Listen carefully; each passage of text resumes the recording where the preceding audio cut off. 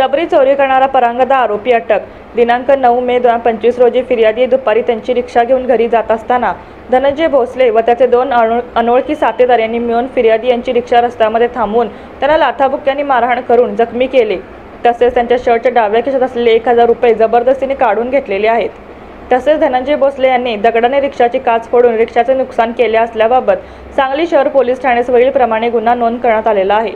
सदर गुन्ह्याच्या अनुषंगाने वरिष्ठांनी स्थानिक गुन्हे अन्वेषण शाखेत सदर गुन्ह्यातील आरोपींचा शोध घेण्याबाबत आदेश दिले होते। सदर आदेशाप्रमाणे पोलीस निरीक्षक सतीश शिंदे, स्थानिक गुन्हे अन्वेषण शाखा यांनी स्थानिक गुन्हे अन्वेषण शाखेकडील सहाय्यक पोलीस निरीक्षक जयदीप कळेकर व स्टाफ यांचे एक पथक तयार करून सदर गुन्ह्यातील आरोपी यांचा शोध घेऊन त्यांना ताब्यात घेण्याबाबत सूचना दिल्या।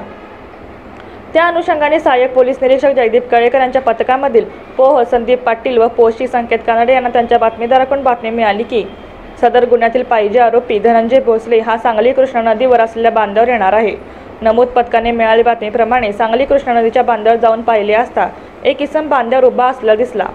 तसा त्याच्या बातमीप्रमाणे संशय आल्याने त्या सहाय्यक पोलीस निरीक्षक जयदीप कळेकर व पथकाने पळून जाण्याची संधी न देता ताब्यात घेऊन त्यास त्याचे नाव गाव विचारता त्याने त्याचे नाव धनंजय शैलेश भोसले, वय वर्ष 27, राहणार मॉडर्न बेकरी भोसलेवाडा सांगली असे सांगितले।